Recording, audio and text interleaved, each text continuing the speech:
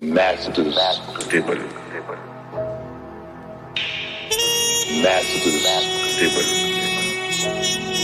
Master elements. Masters table.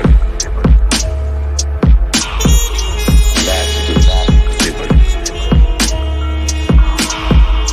Racism, white supremacy is a dynamic system for the ultimate purpose of white genetic survival on the planet.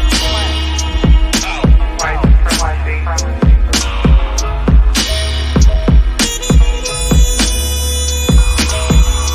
You are in an evil system, a system that is designed deliberately to produce evil thoughts, to produce animosity, to produce violence.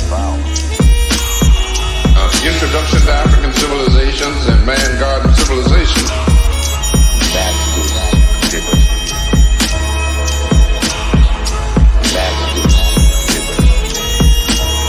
Master elements. Masters table. Masters table. Master elements. We dedicate lives to the study of history. They didn't tell us that if you give up the man, you're going to take one of these things and it's worse and it will destroy your nation.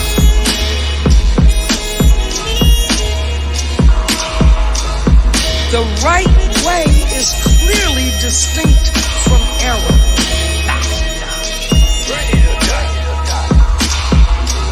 Racism is a competitive relationship between groups of people who are competing for the ownership and control of resources, wealth, and power.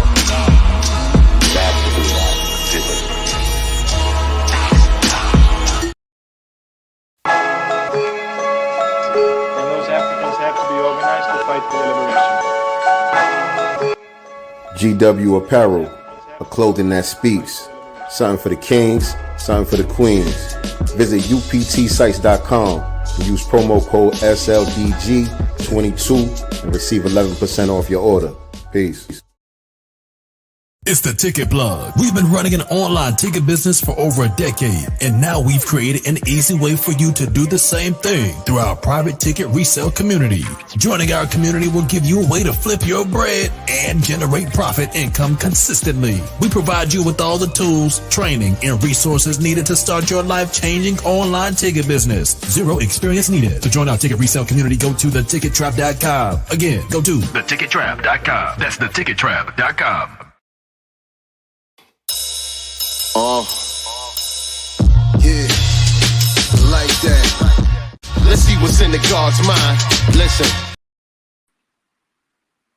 Peace, family. What's good? We here. Welcome to another episode of Sincere Love the Godcast. I am the God, Sincere Love, and I am here with my lovely co-host, Nicey Girl. We are back in the building on another Sunday with y'all. Who's hot? Who's hot? Because it's hot. Who's hot? Yeah. Y'all hot? It's definitely blazing down here in Georgia. And I had to do some last minute running around today. You know, it's back to school tomorrow here. Right. I had to go pick up a couple of last minute items. Make sure the God is ready for his first day back tomorrow. How was his cruise and time with the fam in New York? You know he downplay everything, man. You know, he don't like, really, oh, it was aight. Yeah, it was aight. but minus the slang though. You got to remember he's like a nerd. So he'd be like, oh, it was just fine. You know, it was just fine. I guess I'd say it was pretty cool. You know, my son Ty was like that at that age and still is to a degree. And to me, when he tries to talk like with slang, it sounds so weird because it's not fitting. Because it still has the properness added on to it. It's like, that's not you. Be a nerd. Right. Yeah. I get that. For me too.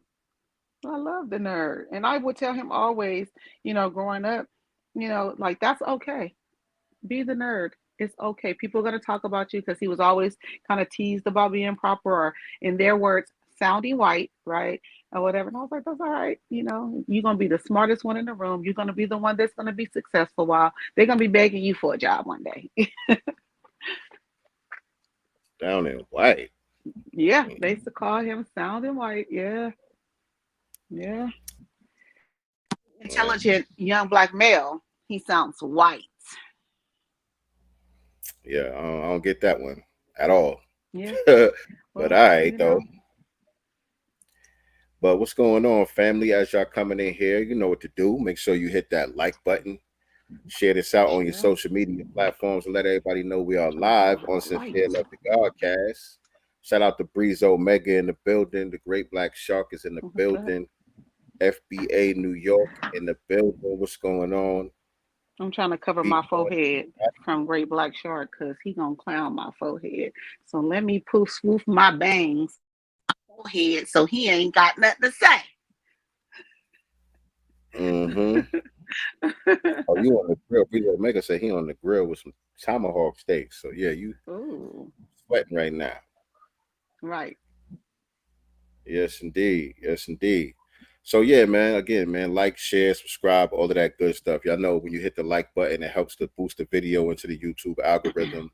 Also helps to make sure people who are subscribed to us on YouTube get the notifications when we go live. If you're not already subscribed to us, make sure you subscribe. Godcast Enterprises on YouTube. If you're tuning in from Facebook or some other platform, check us out. Godcast Enterprises on YouTube.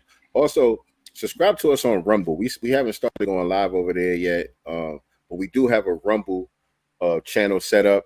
So if you're on Rumble, find us over there on Rumble, Godcast Enterprises, and subscribe to us on Rumble. We're gonna figure that platform out and start putting content over there as well. So y'all get ready for us now. If you're already on Rumble, Godcast Enterprises on Rumble. I got a personal channel over there too, Sincere Love the God. I'll probably be putting music and stuff like that out on that channel as well. But I don't really know how it works yet. But as soon as we get it all figured out, we will be getting it popping over there on Rumble. What's going on, Realer Than Real? We here. We here. Back. And today, you know, we talking about this choice that we got, this illusion. The hell of a choice. Hell of a choice that we got to deal with. You know what I mean? The Democrats, the Republicans, Donald Trump, Kamala Harris. It's a hell of a choice, ain't it?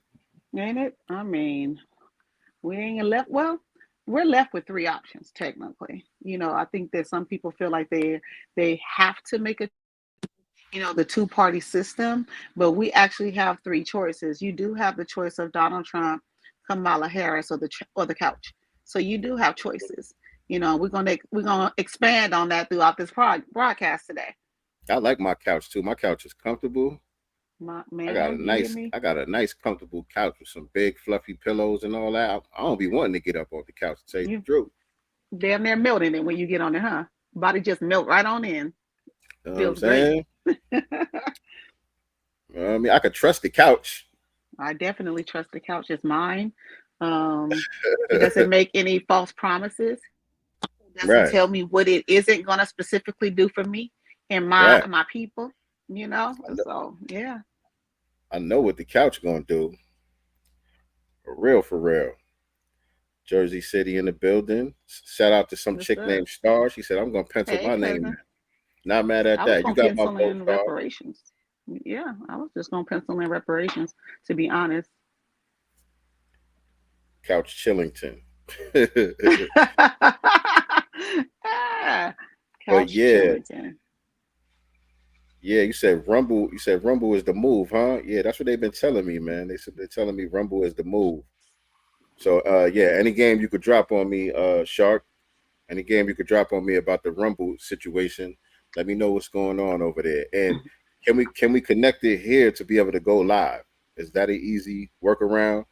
I know they don't have it embedded here as a destination, but I do see they got another option where you could put some pass key in there or something like that. I don't know how that works, but if you could help out with that, I would appreciate it so we can make everything smooth. Smooth like butter. You know what I'm saying? Um, what I was gonna say, man, I was gonna, I was gonna say something. I forgot, but Old age kicking in. it'll come back to me. It'll come back to me. But y'all make sure y'all go to godcastbooks.com. Oh yeah. Let's not forget about that. Y'all go to godcastbooks.com, order your book, Seven the Super Hate Rule Volume 1. Seven's Big Move is available right now, godcastbooks.com. Now make sure if you don't have that already for your little ones, you definitely want to grab that and stay tuned for Volume 2 as well. That's going to be Seven's Big Chop. And so that one is coming very soon. So y'all stay tuned for Very part soon. 2. Yes, and I have an exciting announcement to make here today. So you guys all, or if you follow us, you should know um, um, Jonathan and Geneva Solomon from Redstone Firearms. Yeah. Well, Geneva is launching a new business. She has added me to her team, so I've been working behind the scenes with her, and next week we are going to be launching a mini course on generational wealth protection. We'll be covering essential topics like estate planning, insurance, and more to ensure your family's financial security for generations to come. So join us August 8th, 2024, of course, at 6:30 p.m. Pacific Standard Time via Zoom. If you are interested in this mini course, please DM me and I will send you the link to this course. So if you are here now, or if you plan on looking at the playback on this, be sure to DM me on Instagram at nicety girl with the number 1 on the M and I will send you the link to our mini course on generational wealth. So make sure that and estate planning. So hit me up. We're going to be doing that on the 8th. I think that's next Sunday. Yes, indeed. That's dope as hell, by the way. That's dope as hell. And shout out to Redstone Firearms. They supposed to be coming to the South soon, right? That's the next move. Possibly. She hasn't necessarily announced it where it's gonna be. They're still throwing around California, other parts of California. So I guess we'll know when we know. All right. All right. Yeah. Well, forward to whatever they're gonna do. Much success to them. Keep us posted. Keep us I will posted on keep that. you guys posted, but make sure that you guys to the mini course is something that we all need. We need to talk about wills. We need to talk about trust, and all the things that go along with that. We do need to plan our estates, whether you have a little or a lot is very, very important. That whatever you have, you make sure everything is lined up, generationally for, the people that you're leaving behind. So make sure you tap in with me, send me a DM. All right. Now, have y'all been checking out any of the Olympics? Y'all been watching the No. Olympics at all? You ain't seen none of it?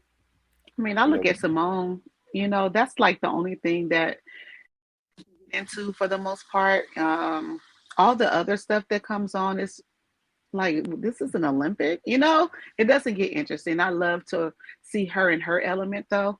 It gets exciting because she is just amazing. She really, really is. And I've always looked at Olympics, even as a teenager. I feel like this is the most excited I've been about it, to be honest, because she's just so damn dope. But otherwise, no. Nope. yeah. We be checking it out. We be having it on all day at the shop, checking out the different events and stuff. We be clowning and having fun with it and stuff. But yeah, the gymnastics, our sister Simone, brilliant. You know what I'm Brilliant. saying? Sha'Carri Richardson, did y'all see the event yesterday? She came in second, actually. I think she got the silver. I think that was the finals when she came in second. So Okay. she got the silver. It was a sister from St. Lucia who came in first. She did her thing. She came out. She came out strong. She was smoking. But our sister Sha'Carri ended up coming in second, and then the other American sister came in third. Okay. I forgot what her name is. But yeah, the St. Lucia chick, man, she came out strong. She was smoking. I ain't gonna take Wow. nothing. I ain't gonna take nothing away from her. She did her thing. I mean, The only thing was after the fact, and I'm not trying to throw this out there as an excuse, but it actually did happen. Um, Prior to the event that day, um, Sha'Carri Richardson and the Jamaican sister, I think it's Shelly Fraser is her name.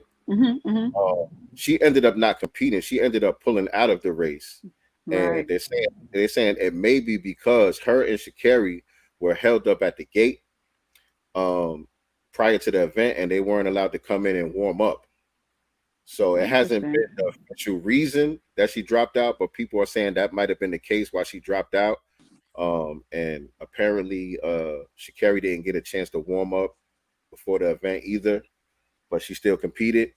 But this video of them outside the gate not being let in, and the Jamaican girl was complaining like we was at the same gate yesterday at the same time, like this Right. nobody was supposed to be nowhere else, so they didn't understand why they weren't being let in.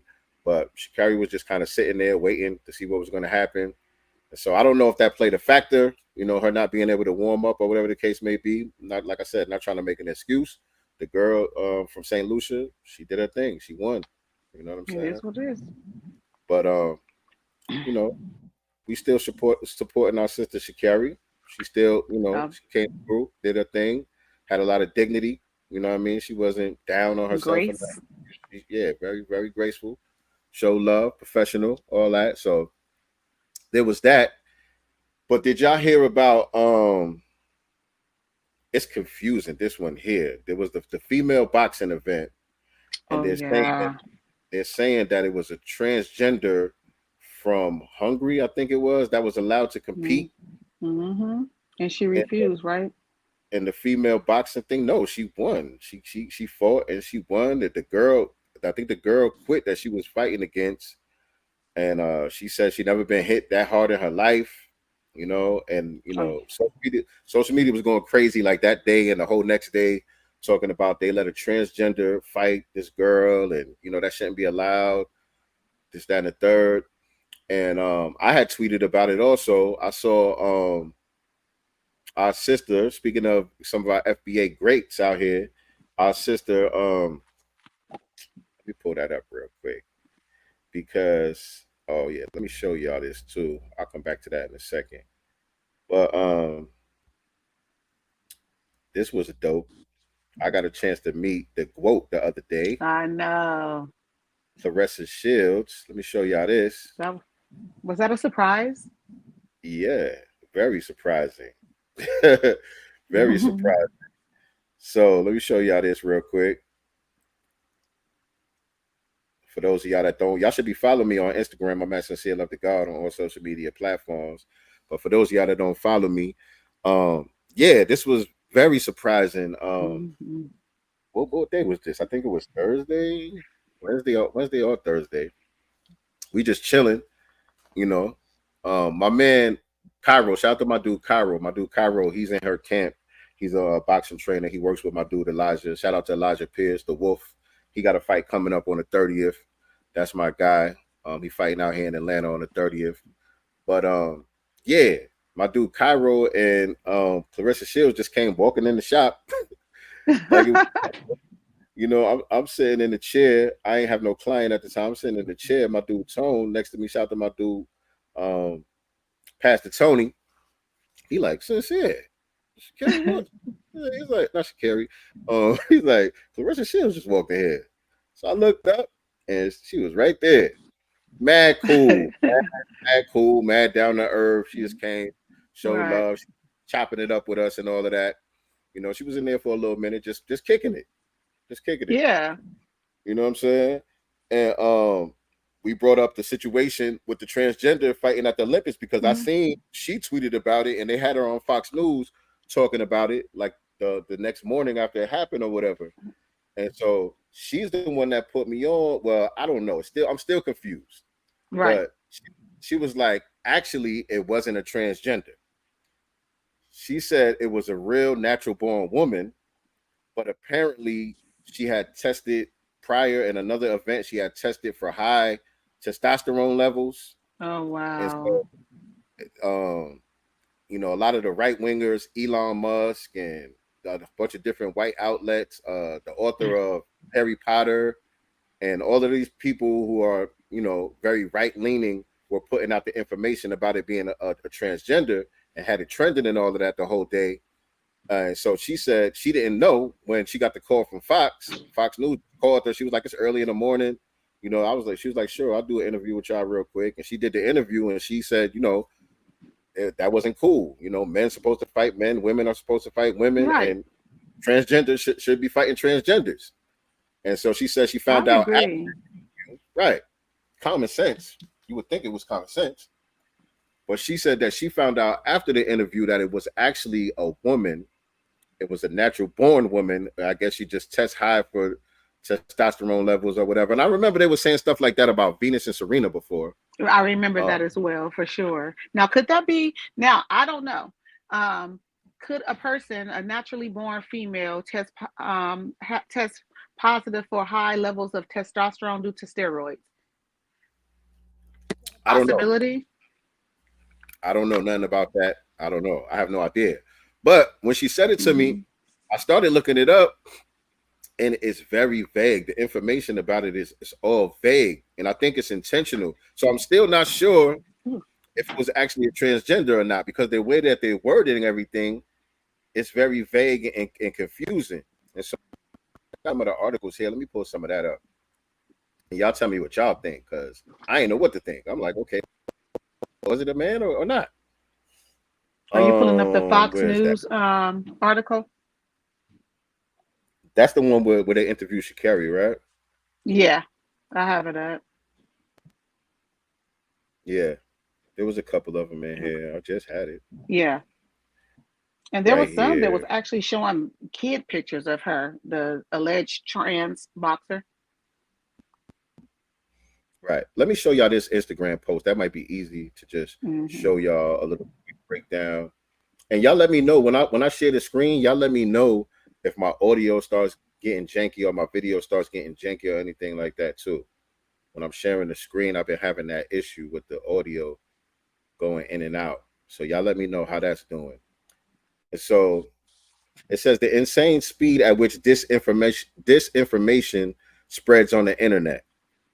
So on Thursday, Algerian boxer Imani Khalif defeated her opponent, Italy's Angela Carini, in just 46 seconds. Carini quit the fight, citing how hard the punches being delivered by Khalif were. The incident immediately went viral, trending #1 on X, where many accounts and celebrities were expressing outcry that a transgender biological male was allowed to fight women in the Olympics. Last year, Khalif was disqualified from the Women's World Championship in New Delhi for failing gender eligibility tests, where the IBA found unusually high levels of testosterone in her system. However, it turns out Khalif was born a biological woman. That's what they're saying here. While controversy still lingers, it's important to note how fast Disinformation on the internet due to the perverse incentive structure of modern algorithms. So they're saying, you know, the lies spread faster than the truth. That's the nature of the internet. I'm confused. Algerian Iman Khalif is at the center of a bitter controversy over her eligibility to take part in the Olympics after an opponent quit a fight in 46 seconds. She was immediately labeled as a man on the internet by some of the biggest accounts and celebrities in the world. Fair use. This is what Joe Rogan was saying about it here. Fair use. Name Q, I don't know how to say that. And Taiwan's Lin Yu Ting were disqualified from these pop-ups. Disqualified from last year's Women's World Boxing Championships after failing gender eligibility tests. Okay, that means they're transgender, Jamie. That Outsports is a biased website. It's unfortunately it's kind of propaganda about this kind of stuff. Man, I don't. All right. Scroll it up again. So it says, yeah, the person that has the XY chromosome. The boxer's chromosome text came back as XY. So that's a male. So that's where I was confused. Why are they saying that this is not a male if they have an XY chromosome? Right. And I just Googled if steroids. I just Googled if steroids could cause a woman to have high level of testosterone, and it can. It says steroid abuse can hike testosterone levels and other androgens in the body. So it can. So that's why I questioned that Right, as but well. Was she I taking don't know. steroids? Still seems like But it's a that dude, to be honest. And they saying I think chromosome. I didn't know. I thought they test for the levels of testosterone, but apparently they're testing to see what kind of chromosomes you got. or is she So if you got intersex? Meaning But in some of the articles I was reading, they talking about her dad. When she was a kid, her dad didn't want her to be in boxing. He didn't want his girls to box. They saying it says girl, female on her birth certificate. She's labeled as a woman on her passport, and apparently that's the only requirement for the Olympics. You don't have to go through those testosterone tests or anything like that for the Olympics. If it says you're a female on your passport, that's good enough for them. And we seen the opening event of the Olympics. We talked about that last week. Oh yeah. Oh God. They opened up for those transgenders, what I'm saying, doing the Last Supper and all of that. So I don't know. It sounds fishy to me. It sounds fishy to me. And also, could she be intersex? Meaning what? A hermaphrodite. Have both genitals, That's very rare. but That's very rare. That's not common. Spirit wonder. Yeah, great. Yeah. If it's XY, that's a man. Ain't no ifs, ands, and buts. That's period. Science. That's biology. But again, the media is very vague about it, and I believe that's intentional. So I know what to believe. If this is in fact a naturally born woman and he chose to fight this woman, that's disgusting to me and very cowardice. And you're looking for an easy win. You're not looking to compete. You're looking for an easy win. Right. We know that's all that's about. We know that's all that's about. But let me read a little bit of what it says in Forbes. Khalif prepares for the next women's boxing match. Okay. Hold on, I got a lot of pop-ups here. Excuse me. A contentious fight over who should and shouldn't be allowed to compete in women's sports is expected to spill the weekend as outrage over Olympic participation of boxer Algeria's Iman Khalif. Oh, Algeria. I was saying she was from Hungary. She's from Algeria, who was disqualified from last year's World Boxing Championship after she failed. We know that already. Okay, key facts. Khalif is expected to face athlete Anna Lucia Hamari in the quarterfinal for women's 66K weight class. The Hungarian Boxing Association said it would send letters of protest to the International Olympic Committee and Hungary's Olympic Committee on behalf of Hamari and may legally challenge Khalif's ability to participate. The protests from Hungarians come 2 days after Khalif's first opponent, Angelina, withdrew. On Friday, though, Karini says she wished she could go back and change how she handled the moments after the fight and wants to apologize for not shaking Khalif's hand after the match.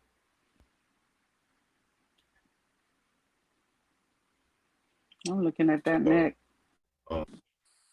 They're attacking Donald Trump on it. I don't even think Trump commented on it either. Yeah, the neck is real strong. That neck.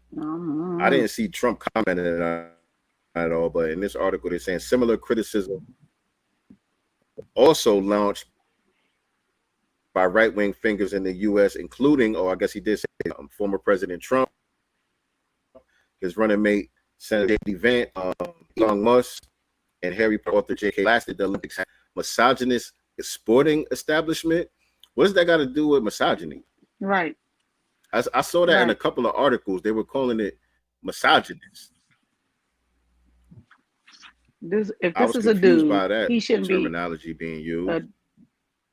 If this is a dude, he should not be fighting a woman. Period. Point blank. I don't care what you felt like. or feel like. Come on now. This is the world that we live in right now, man. It's insane. It's insane. And shout out to Project Leroy. Appreciate the $5 super chat, my brother. Thank He you. said definitely was a male boxer. Not surprised by this with the opening ceremony of the Olympics. Wicked work. Facts. Big Wicked. facts. Yeah. And Big then we're all facts. supposed to dumb ourselves down too. It's the fact that they want us to dumb ourselves down, and just accept any old thing because of what someone say they feel like. Like we're just gonna ignore science, biology, and everything. And just because this person either puts a wig on or writes woman on their passport, which is again easy to do, we're just supposed to go with it and not question anything. This is weird times. Like, Right. and Insane. I just be feeling like, Insane. And so with real a quick, kid while we like on the Olympics, 7.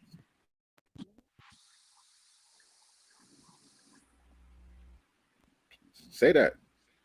Oh, I was gonna say, you having a kid that's 8 years old, and now these public schools, and I don't know how it is in Georgia. Here in California, they've already passed the bill, I'm saying, from K to 12. They don't even have to disclose to the parents that their children want to be identified as the opposite sex. I don't know how that is, in a red state, but it's scary to me, for your kid, because we have to put in extra time. We should be teaching our kids at home anyway, but I feel like it's a lot. And it's still going to be confusing to the kids because they're at school most of the day. They go home and we're teaching them another thing. So the confusion is still going to be there. You know what I'm saying? And it's hard with parenting young children to try and make them understand, what I'm saying, that we're living in weird times. This is not okay. I don't care what the teachers say, but yet we're still telling them, listen to your teacher because you're there to learn. You know what I'm saying? How confusing that can be and contradictory that can be for children. Yeah, for sure. For sure. And yeah, like Great Black Shark said, they're not really doing that here in GA like that. But to be honest, for the on the record, they're not doing that, but they do be trying to sneak little shit in.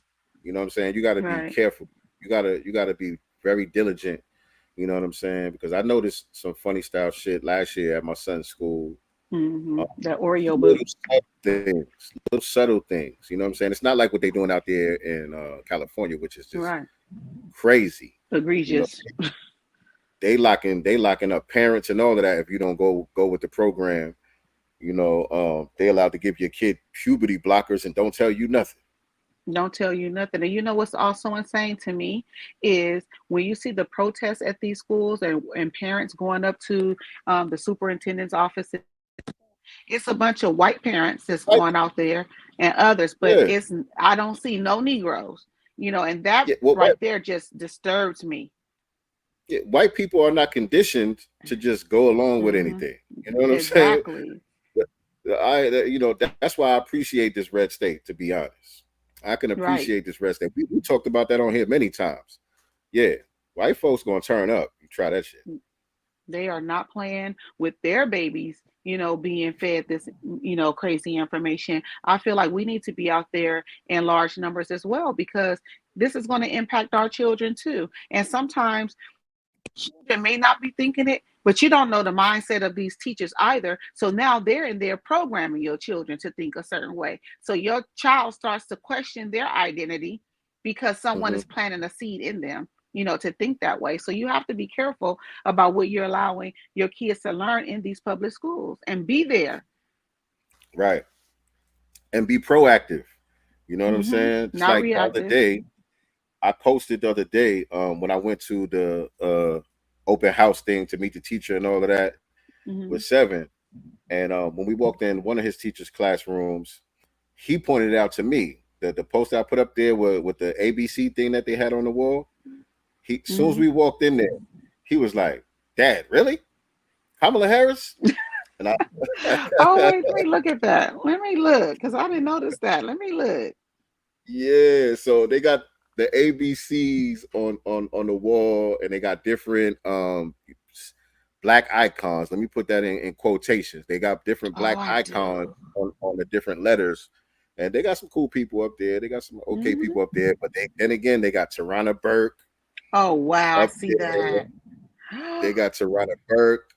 They got Kamala Harris. They got Oprah.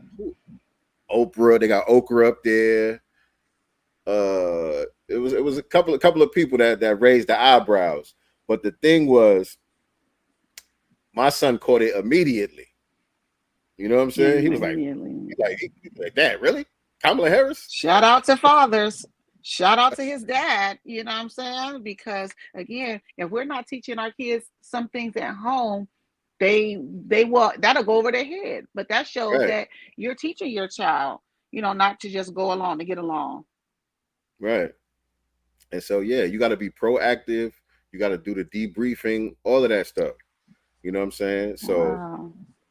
you know, everything was cool. We went through the whole open house thing and all of that. And then later on that day, I brought it back up, just to get in his head, see what he thinking. So I'm like, so Mm-hmm. Seth, what did you think about, when you saw the thing with Kamala Harris and all that on the wall? And he was like, well, it's fine for them. You know what I'm saying? He's like, For them. I don't got a problem with it. He said, it's fine for them. Like, they could do what they want to do. I ain't tripping. I'm like, all right, cool. We good then. Wow. That's wow. You see that? Like you said, very subtly. Who's really paying attention to the ABCs on the wall? Because anymore. You may look at Mhm. that, for kindergarten or something like that. You Right, go in the classroom, you're more focused on whatever the curriculum is going to be. You probably right, weren't going to be paying attention to the little subtle things that's on the wall. right. And Wow. it's done in the name of representation. The teacher Hmm. in that classroom, that's where he's going to be the majority of the day. She's actually East Indian woman, Oh, young, probably like late 20s, early 30s, or something like that. East Indian, um, female. She seems cool. You know what I mean? She tatted up. She sleeved up both arms. You know what I'm oh wow. saying? But she Tarana seems nice. Burke, though. Yeah, Tarana Burke. I'm like, well, how Tarana Tarana Burke? Burke. Yeah, I don't know about that one. We couldn't find another T. We couldn't find another T. Ooh, Tarana. And that's probably something, Mm-mm. you looking for stuff to decorate your classroom, probably Amazon or Right. whatever. You got all these different She entities customized out there that. on there. Who, the teacher? You think the teacher did I that? believe she had that custom done. Yeah, that was her. I She don't think did the teacher that. did that. She would have had some more diversity, equity, inclusion up there if she did it. I don't think it Well, would have she been all black. It was pretty much true. all black except for Kamala. And what's So that one man, with the unibrow, right? The lady with the unibrow, isn't she Hispanic? who's that? What's her name? What's that lady name? Y'all know what I'm talking about. It was on there. Hold on, let me go back. Francis I don't something. know. I think it's Francis. Is it Francis? But she got the unibrow. She wears the flowers in her hair. I thought she was Hispanic. I don't know. I might have missed that one. It's I the might have F missed that. because it's on here. Ruby Rose, Quincy Jones, Oprah. They had Malcolm on there. Then they had That Malcolm was X up good. there. Frida. Frida. I don't know What who a that Frida, is. whatever. I think she Hispanic. Let me pull her up. Frida is. I don't know. But before we got off the Olympics, I wanted to. There was a sister named Veronica Fraley who was participating in the what is it, the disc throwing competition. Hmm. Where they got to throw that disc real far. And so this sister, she was on Twitter complaining that she couldn't afford to pay her rent. She Oh like, yeah, I yeah, saw that. I'm out here in Paris. I'm scheduled to compete tomorrow, and I can't even afford my rent. My school only pays 75% of the rent, and these football players. She was saying how the football players are able to buy these big houses and cars and all of this stuff. And she was like, but I'm out here, trying to represent the country, and I got to worry about this stuff. And so Flavor Flav, out of all people, Hmm. Flavor Flav had actually stepped up and paid her rent, and also Serena Williams' husband. Yeah. Shout out to both of them for doing that. Yeah, and I know Flavor Flav, he's doing something with the Olympics. I forgot, but he has some type of involvement with the Olympics, and Was he also an Serena's. announcer? I forgot what they said he was doing, but he's doing something with the Olympics, Why and can't I find the it? husband too, the Ohanian dude. I think he's trying to start some type of women's league or something too. And so that put it in a little more context that it wasn't Yeah, just random that Flavor Flav and Serena's husband got involved. It wasn't super random when you put it in that context. But shout out to them either right. way. That was dope that they did that. They helped her out. They didn't disclose how much they gave her or whatever, but they made sure that she was good and she could just go compete Yeah. without having to worry about that. So that was cool. Yes, it was. Oh, Shout out Flavor to Flav was them. the hype man. Flavor Flav is the hype man for the swim team. What does that mean? So Flavor That's Flav crazy. is out there like, yeah, boys. So they got Flavor Flav out there doing the yeah, boy at the swim competition. I didn't see that. We've been watching swimming at the shop. I didn't see Flav. I haven't seen Flav up there, but that's funny. Flavor Flav is the hype man for the swim team. Shout Yeah, out to my boy. right. Bum brush the show. So anyway, let's get into what we're talking about today, man. Again, we got a hell of a Shit, where do choice on we our start? hands, family. I know I where just do feel we like start?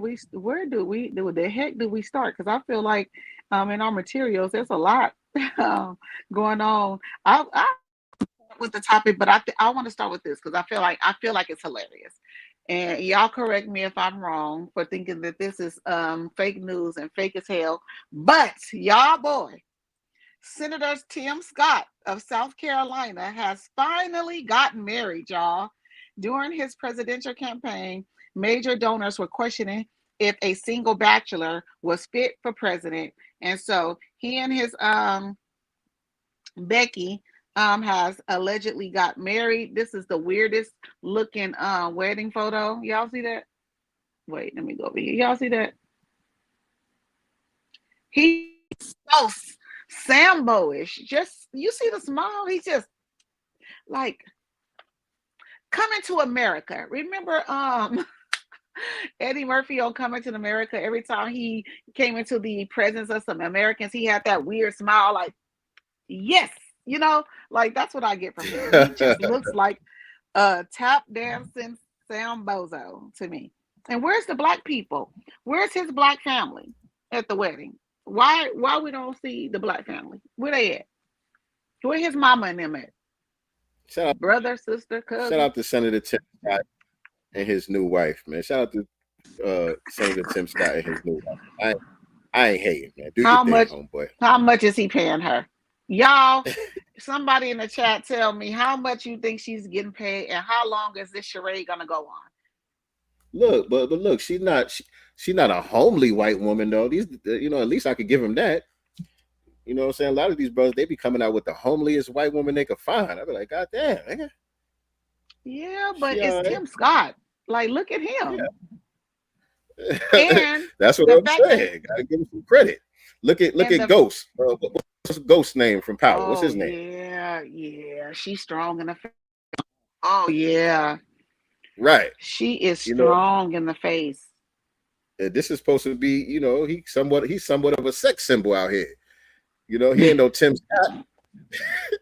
Tim Scott got him a decent one. What the hell is going on with our brother from Power? Tim Scott though is paying a pretty penny. He probably got her from some line up at the Bunny Ranch. Pick his. Yeah.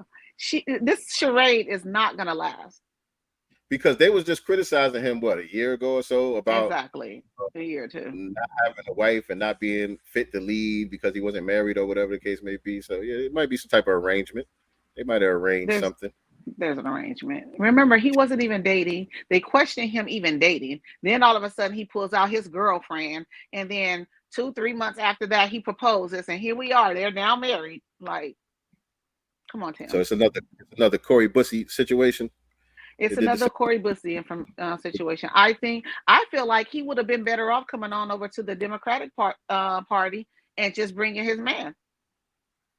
They would have accepted him. They would accept them. You know. Yo, that wasn't me, Tim. That's my co-host. Ain't got no Yeah. filter. I He ain't got no- suspect that he really has a boyfriend. I don't know. You know, I have no inside information. I suspect that this is an arranged marriage, and I suspect that he's a homosexual. I suspect. I don't know. It's giving me homo vibes. Hey, but look, let's start at the Meg Thee Stallion concert, because we didn't get to talk about that. That happened, Ooh, sometime Lord. during the week. We haven't been on. It's kind of old news at this point, but we haven't had a chance to weigh in on it. And so that's one of our choices right there. You know, to get the booty to the polls contingency. Right. So I know y'all I felt already like it was saw. embarrassing. Right. Kamala Harris was down here last week in Atlanta, and she brought out Quavo and Meg Thee Stallion, and there was a bunch of twerking going on. And It was so Kamala Harris unprofessional. was doing her Southern black scent and quoting rap lyrics and all of that stuff on stage. And this is the get out the black vote strategy. This is the strategy to win over the black vote. And the thing about it is, I expect stuff like this from the Democrats at this point, but the amount of people that's buying into it that's the embarrassing part to me. That's the embarrassing part to me, because the common sense people, when we put our post up, like, this is insulting. We just basically saying, what the hell is this? Where's the policy? This is kind of insulting right here.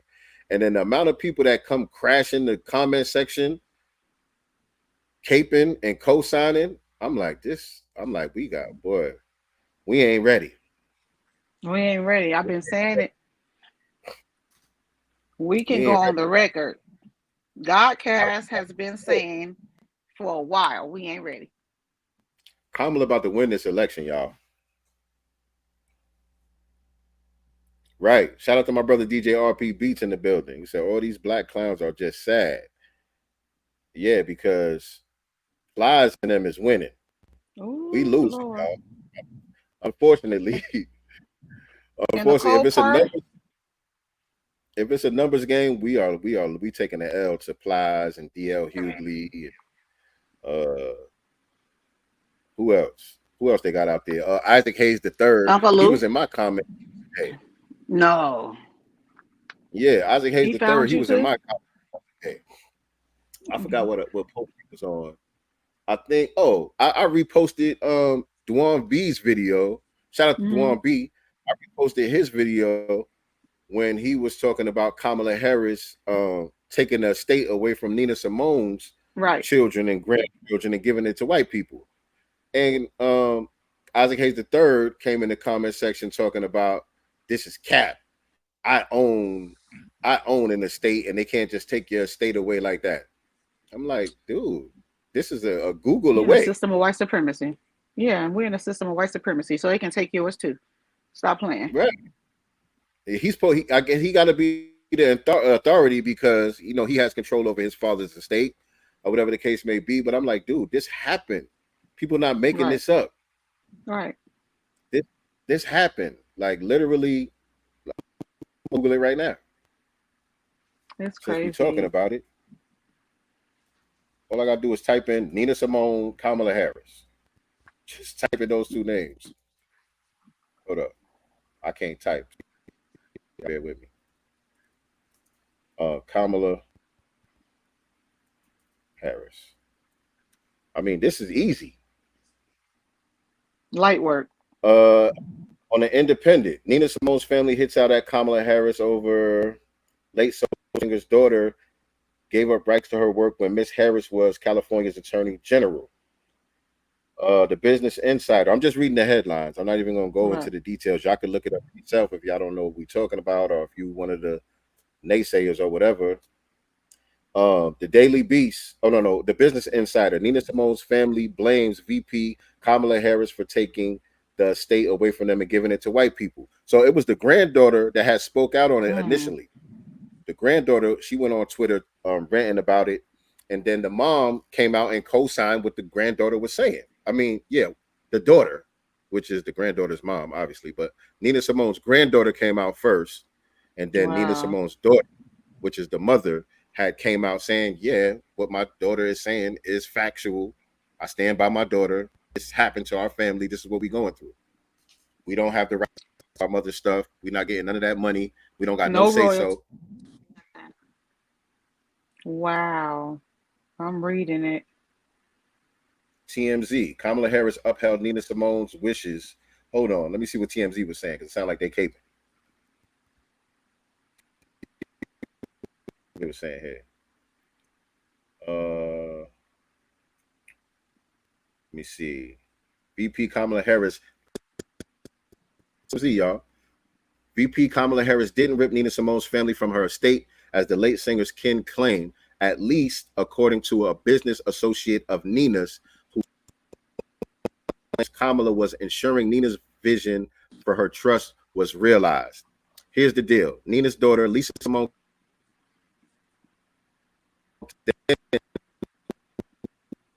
California Attorney General, for allegedly icing them out of Nina. Tell a different story. According to Nina's will, obtained by TMZ, Nina put the bulk of her estate assets into a charitable trust to benefit the musical education of Black African American children from Ghana, Liberia, and South Africa. The doc showed Nina named South African singer Miriam Makeba as the trustee, and if Miriam was unable to access as trustee, to continue to run the trust for the benefit of Black African children. As you know, Nina died in 2003, and Lisa was ultimately put in charge of her estate and trust. Lisa is the daughter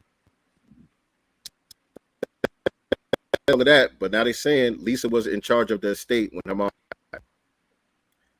And later in 2003, she was accused of misappropriating funds tied to the charitable trust. That's when A.G. Harris and her office got involved. In the end, they reached a settlement where Lisa relinquished the rights to Nina's work and stepped away from the role. While Nina's descendants are ticked off, the way the icon's business associate sees it, Kamala played it by the letter of Simone's will and carried out her very clear wishes. Bottom line, the associate says any anger directed at Kamala from Nina's family members or fans is misplaced. Okay, but if that's the case, then how did it get into the hands of those white people if it was supposed to go to some Africans? Even if that's the case, right? Because I forget, one of the articles that I read, they named the entity that owns the estate now, and it was some white folks. Right. It's white folks that own it. He said PewTube is at it. Yeah. I was sending you a private chat that's So letting you know the audio was chopping up again. And you weren't sharing, okay, yeah, so that's weird. Yeah. I had another tab open.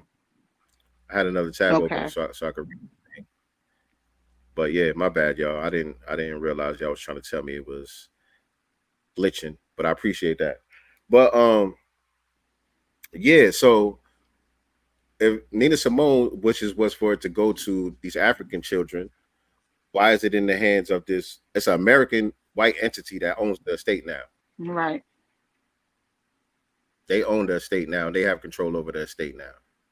So even if she wanted it to go to Africa, then why it's not in Africa?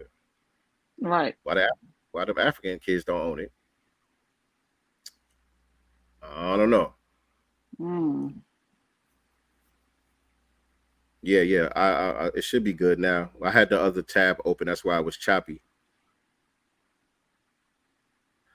Shout out to my brother Chuck in the building. I see you, King, man. I hope you're feeling better, man. Good to see you up in here, man.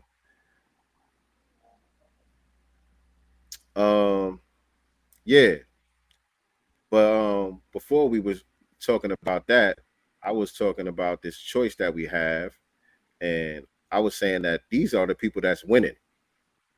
Right. When it comes to the who's controlling the narrative and the propaganda war that we in, I got to keep it real with y'all, man. Unfortunately, it seems to me that we taking the L right now. And these people right here are the ones who have the control of the minds of the masses of our people, unfortunately.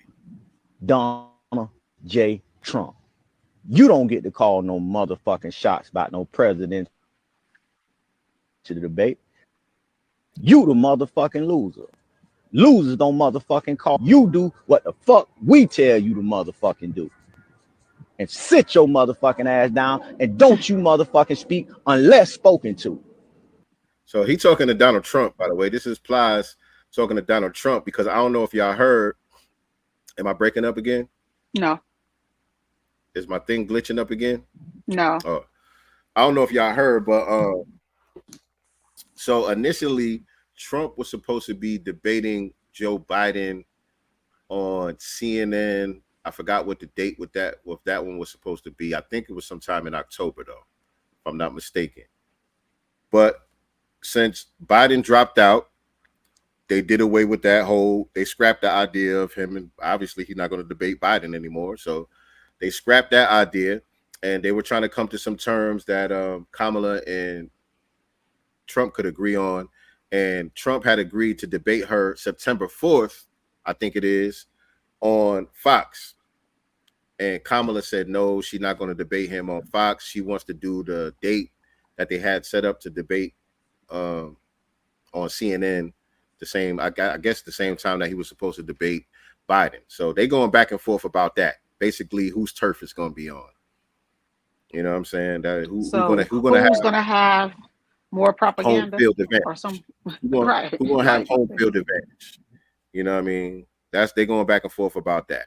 You know, so one side is saying the other one don't want the smoke, and the other side is saying the other one don't want the smoke. But basically, they just going back and forth over whose turf it's going to be on.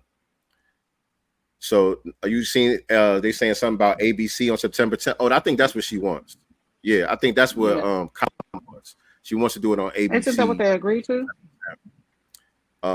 Trump wants to be on Fox on September 4th, and they're going back and forth about that. And so that's what that was Plies, so-called putting Trump in his place and telling him he don't get to call no shots because he lost the last election.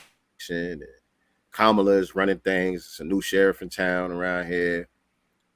And it's the level of Samboism that's going on. You know, it looks weird. Did you see the sit with Uncle Luke? See Uncle Luke? Yeah, it's in the materials, the last one I just put in there. She sat down with Uncle Luke as well. And she's doing her sister girl, head popping, black scent, all that. See, this is what, Negroes want. They don't want policies. They want her to pop her neck and say she went to an HBCU.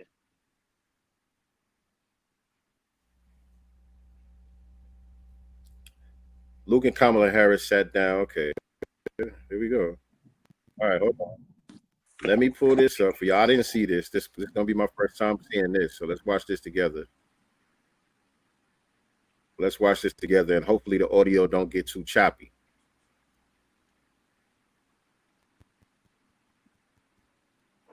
What 4 words would immediately let you know about who I am?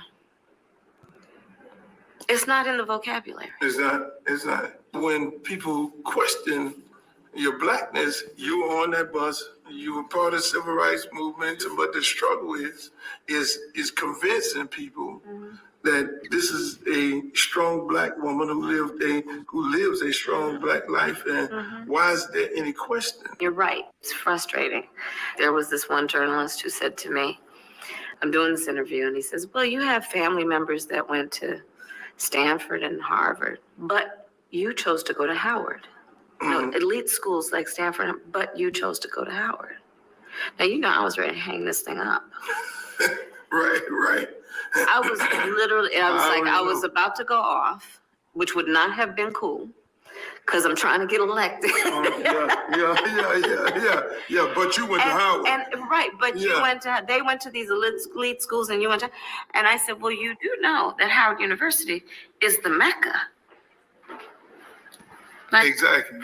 Just put that, let's put that in its place. And so the frustration, to be honest with you, is that, sometimes I'm like, look, I am not running to be Black History professor. I'm running to be president. Right. And you all need to figure this out. And you need to figure out the diaspora. I don't know what that means. I don't even know what that means. What does that mean? I don't know what it means, but she could have also easily corrected him when he said you were part of the civil rights movement. I would have been like, well, hold on. Like, I ain't that old. Don't put me, in the civil rights movement. I was just born. I was a baby during that time. Like, she could have slid that in there, but instead she agreed. She helped him lie. Yeah, because she talking about, she was part of the busing and all of that stuff. She was saying that when she was debating Joe Biden. Yeah, Biden, you opposed the busing, integrating the buses or whatever it was. And I was that little girl growing up in Oakland. But y'all know she spent her teenage years in Canada, right? Right. High school, right? She graduated from a high school in Canada. Yes. Her mother was a scientist studying some cancer research or whatever. And there was a Jewish hospital that hired her for her research purposes or whatever in Canada. They went out there to Canada, was living in this Jewish neighborhood. I think it was a Jewish high school that she attended. She's basically Drake. Interesting. Not like us. She's basically Drake. Not even. I can't even give her Drake because Drake got an FBA father. Right. Her father. Breeze Omega said K through 12. K through 12 in Canada, they're saying.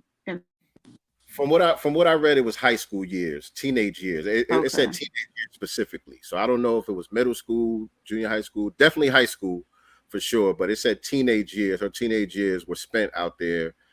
She was bragging about it at. She said she did an interview. I think when she was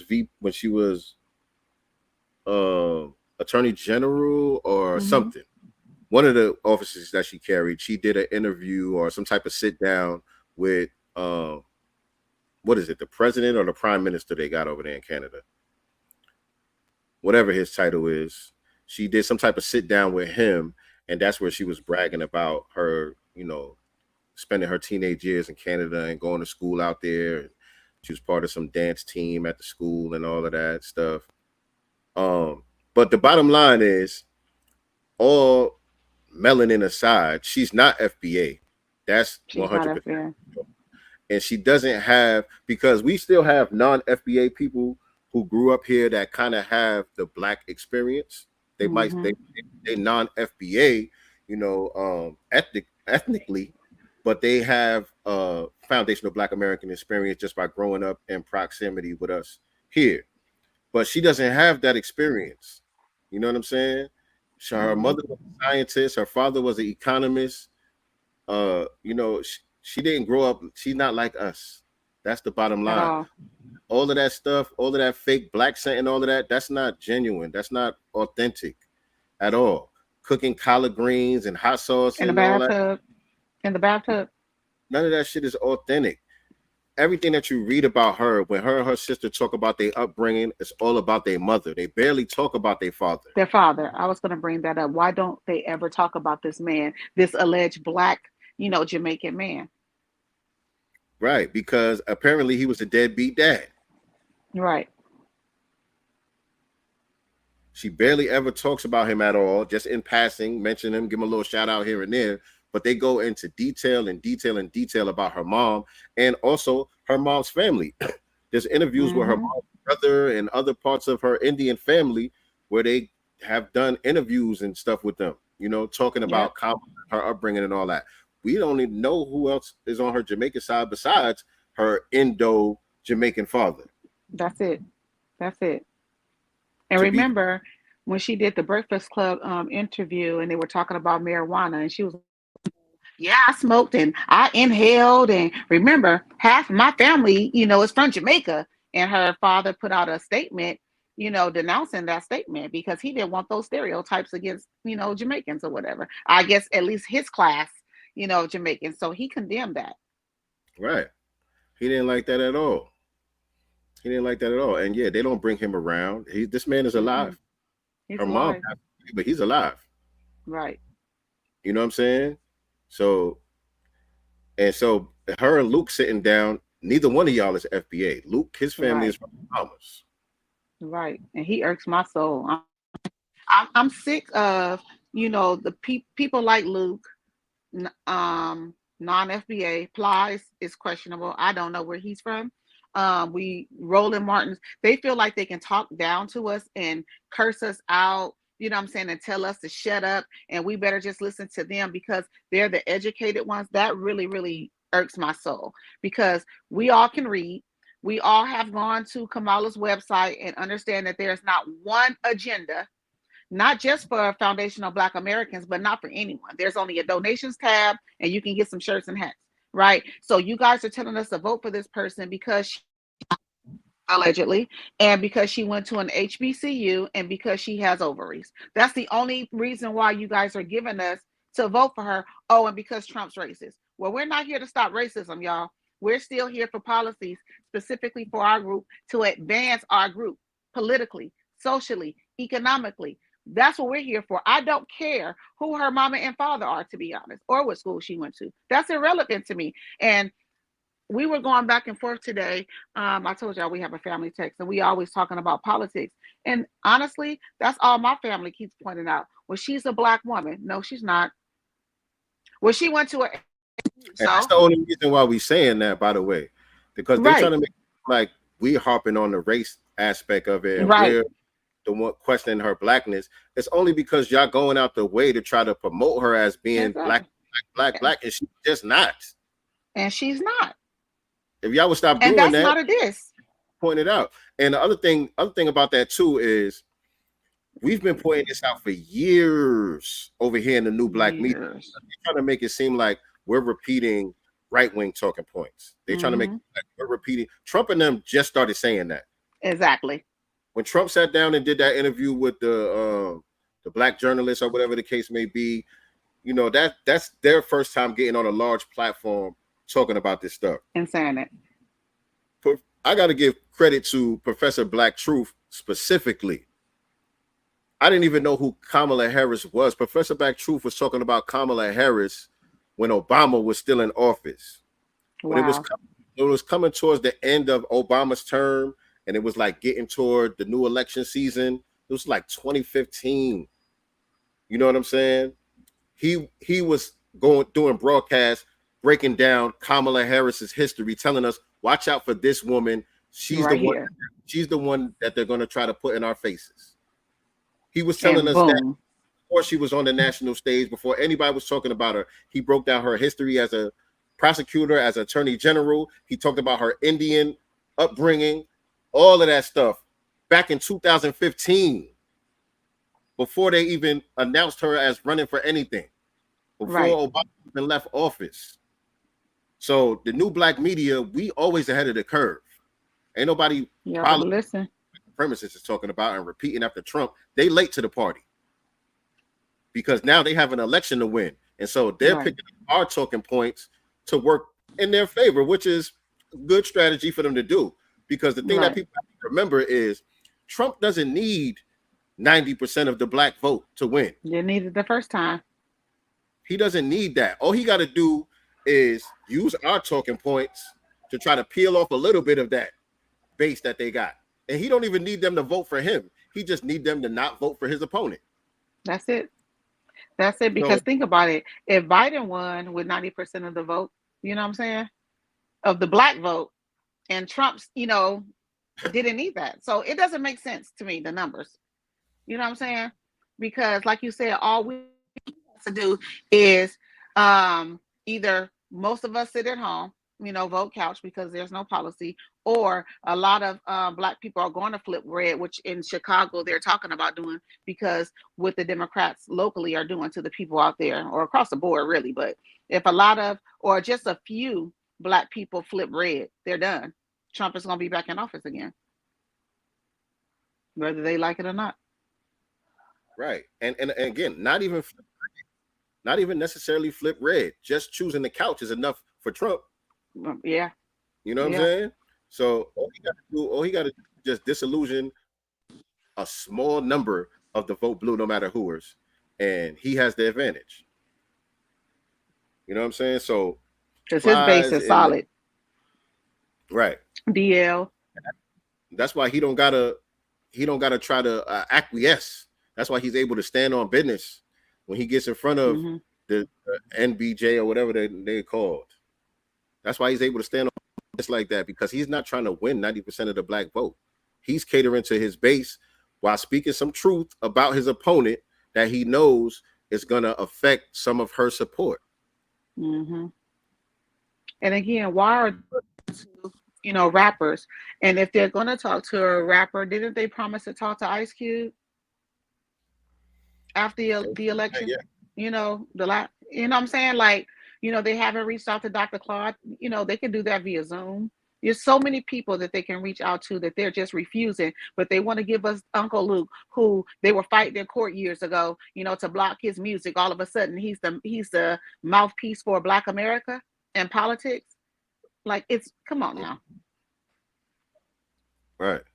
If you're listening to the new black media, if you're not listening to the new black media, you're light years behind the curve. Shout out to Professor Black Truth. That's facts. That's facts. I mean, they be on point with it. I've seen it numerous times. So many issues that they were talking about way beforehand come to pass. Like clockwork. But to be clear, the left wing, they got their Plies and they got their Uncle Lukes and they Roland Martins and all of that. But, there's Sambos on both sides now. Let's be clear. Let's be very, very clear. I just feel like there are the Sambos, in the Democratic Party just look, in my opinion, like the twerking and stuff. I feel like we're not talking about policies at all. They're focusing solely on, what school she went to and, her ethnicity or race or whatever. We're not talking about policies versus on the other side, they do talk about policies, at least a little bit. They sprinkle something up in there, or they at least tell you what the Democratic Party isn't doing, which is true, majority of the time. We're not talking policies at all.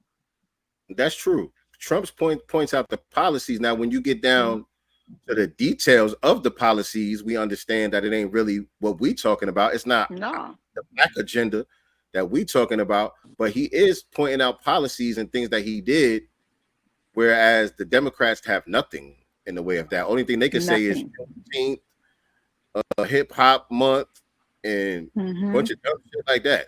And abortion. And we're gonna get you some abortion rights. Like, the hell? Y'all remember when Trump went to, I think it was a Chick-fil-A? Oh yeah. Oh God, this was good. Yes. And this sister was out here at the Chick-fil-A or whatever. And she went in. She was talking about Trump. And now people were saying that was staged and she's tied in with some right-wing groups or whatever the case may be, which I kind of believe. I believe that's probably true. Yeah. Especially seeing her here on the stage with Trump now. He got her at his campaign rally, and this was cringy to me. Like, Lord. She wasn't twerking. She wasn't twerking. This young woman, I walked into, I don't know what the hell restaurant it was, but I walked into this restaurant. I walked in, she's behind the counter, and she didn't know I was coming. And she goes, "It's President Trump." She looks at me, "It's President Trump. You saved my college." And I said, "How the hell do you know that?" She said, "This one is so smart, so sharp." She grabbed me. She gave me a kiss. I said, "I think I'm never going back home to the First Lady." You were supposed to keep that quiet. See, now, for the average politician, that's death. For me, I don't care. This young woman. I don't like it. I mean, it was funny to me. It was funny. I mean, Trump is going to Trump. Like, we don't like it. And he know they ain't going well. He wasn't trying to go nowhere with that wig. Like, stop it. She ain't easy on the eyes, like for real. Come on. Oh no, she got that melanin. That melanin go a long way with them white boys. Trust me, that melanin go a long way with them white boys. He wasn't playing when he said, "I'm ready." He sound like the nigga on Harlem Nights. Listen, honey, I ain't never coming back home. I ain't coming back. That was sunshine. You know what I'm saying? But I think you are right though. The right wingers, Trump's Sambos are a little more dignified. I gotta say that, to be honest, and they have some truth on their side. Right here. They have some truth on their side now. Want to talk policy. They just want to use propaganda to steal your vote. The left is trying to tout this woman as a savior for the black community, but all she's done is hurt the black community since she came into the game.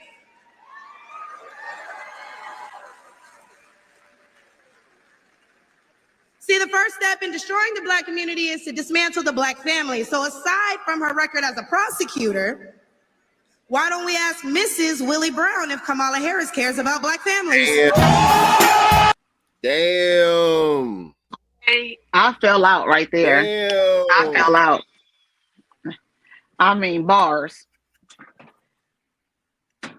I mean, what do you say after something like that? That was cold. That was cold. And if you don't know who Willie Brown is, go look that up. And again, Professor Black Truth put us on about the Willie Brown thing back in 2015, before they even brought her outside. Before they even brought her outside. That sister went there. She definitely. Yeah, that she was cold. went there. That was cold. But so do you think? Because I seen an interview that Judge Joe Brown was doing. I don't know if it was recent or not, but somebody asked him if he thought Donald Trump was racist. He said no. You saw that? I didn't see it. No, I didn't even see a clip of it. Yeah, Judge Joe Brown. He was like I don't really think so. And he started talking about some of the things that Trump was doing in the 90s to help some black people out or whatever the case may be. I forgot the specific names that he pointed to. But my thing is, I do suspect that Donald Trump could be a white supremacist based on some of the discriminatory practices that he was doing with his hotels and all of that stuff, with the housing. Apartment buildings. Yeah, that's what I meant. The apartments. It wasn't a hotel, but with the apartment buildings and all of that. So yeah, stuff like that. You know, the Central Park thing. You know what I'm saying? Even the birther thing with Obama, his whole entry into politics and all of that. You know, stuff like that. It makes me. I'm like, yeah, I suspect he could be a white supremacist. I suspect that he can definitely be a white supremacist, but with the Obama thing, when you think about it now, right, with the whole delineation thing, where did you come from? I think that could have been angled on what we're thinking right now. Why is someone who's not from, you know, who didn't descend, you know, from slaves here running for president, you know, in our country? You're not. I know that's not what he meant. I know that's not what he meant. I know he was coming from a racist, you know, perspective. At least I believe he was. Yeah. But when you think about it, hindsight is 2020. He's still racist no matter what. They don't separate us based off of, you know, we all one big nigga to them. Exactly. You know what I'm saying? Exactly. But at the end of the day, where did he come from? He doesn't have a camaraderie with foundational Black Americans at all. He's not like us either. But that ain't got nothing to do with what Trump was saying, though. That ain't got nothing to do with what Trump was saying. Trump was just on some I'm white and I say so white shit. Supremacy. You know what I'm saying? So to me, yeah, I suspect that he could be a white supremacist. But to be honest, I'd rather deal with a white supremacist like Trump than the type of white supremacy that we get from the Democratic side. Because number one, at least we know what we're dealing with. Black people are not just rocked to sleep by a white supremacist like Trump. Black people have to be on their P's and Q's, and that gets Black people thinking more solution based when they have to deal with it right in their face like that. So I prefer us to Right. be in that situation. It's like what Dr. Claude Anderson said. Dr. Claude Anderson said, "What the thing that black people need is more pain." Yep. And I agree In with order that for us too. to, in order for us to get our shit together, we're gonna need some more pain. All the comforts and the nigga trinkets and all of that shit ain't good for us. You know what I'm saying? But a person like Trump, you know, he keeps us on our P's and Q's, and that's good. So I would prefer that for that reason. And also, I believe Trump, I think we would have a better chance getting something out of Trump than we would I was gonna out say that. of any of the Biden or Democrats. Harris. I Right. agree. I think that Trump can be our generation's Lyndon Johnson in a way. He wrote he passed the Civil Rights Act. You know what I'm saying? He was one of the biggest racists, using nigga every chance he got it. You know what I'm saying? But he did give us something. Right. And the thing is, with the liberals are the more sophisticated white supremacists. Mhm. Liberals are more intelligent, to be honest, with their white supremacy, because they understand who we really are and what must be done in order to keep us at the bottom.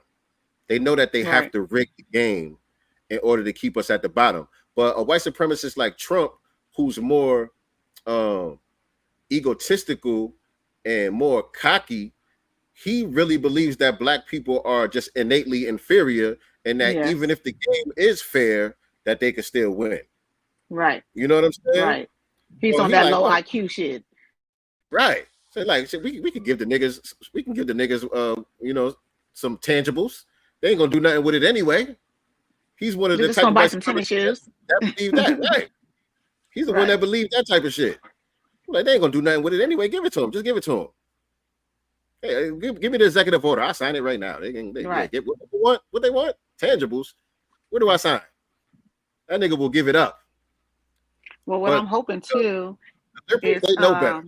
They know they oh can't give no. us an inch. See, would Malcolm X reigns true to this day about the liberals, and what he say? Don't at my back, 6 inches and tell me it's progress. Mm-hmm. You know what I'm saying? So both sides. I mean, well, Malcolm X had a point that still reigns true to this day. What I'm hoping is that I don't know if you were on the space that Marcel and Tariq did. I think Tariq did the space, but Marcel was speaking on it with the young pastor out of I think he's in Detroit, if I'm somewhere in Michigan, and he's So not a that part was of BS. Trump's campaign. You know what I'm Yeah. saying? But he has a connect, to some people within his campaign, and they're trying to link up some.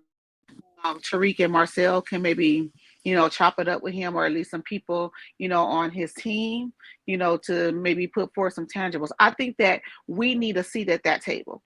And when I say we, I'm talking about new black media, a person like a Marcel, a person like, a Tariq, who's really coming, to the table, talking about tangibles, not no BS and stuff like that. I think if a person like Trump, like you say, hears it as a businessman, I do think, like Tariq said, I can walk away with a couple $1 million for the black family. Something, you know what I'm saying, other than this performative bullshit that we're getting from the Democrats. Right. And that dude that you're talking about that passed out there, Mm-hmm. he ain't it. I did listen to that space. I know he's not. He ain't it, of course, him. But we just need to connect. Yeah, if he plug it in, that'd be good. But the way he was talking, I was like, not knowing his lineage. Not knowing his lineage. Right. And we don't need the government, for anything. We can do this on our own. Everybody needs it. Nobody else is telling everybody else over here with their collection played out, looking for tangibles, that they don't need the government. You don't tell them to go figure it out. You know what I'm saying? So yeah, I felt the way about that. And it's also a lie. It's just not true. The data and the statistics prove we cannot. It's impossible for us to pull ourselves up by our bootstraps and compete. That's impossible. Right. The only way forward is reparations. Yep. It's reparations or bust. That's not like something that would be cool if we would get it. It's essential. It's absolutely necessary. We are buried alive if we don't get reparations. That's the thing that people need to understand. Yes, we are wonderful people. We are very ingenious and you know what I'm saying? We have all of this ingenuity. We're exceptional people. Right. We are exceptional people. Absolutely, we are.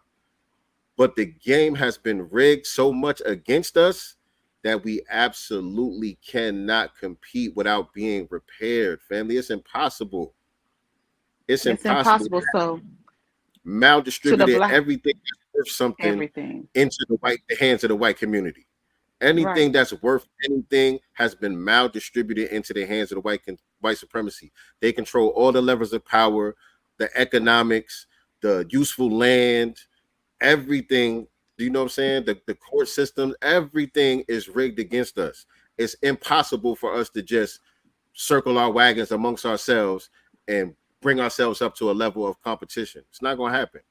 Right. And y'all sister girl Kamala handed over to some white folks the estate of Nina Simone, which should have been kept to her black family, or at least to the black people that she wanted it to go to. So case in point, we do need reparation in order for us to, you know, compete. Like Dr. Carl Anderson also said, the people that are migrating over here, invading our country, they're coming here to compete with us. They're not coming here, you know, to do anything but compete. And they're giving an edge up on us that they're giving when they come here illegally. Close my door, boy. Yes.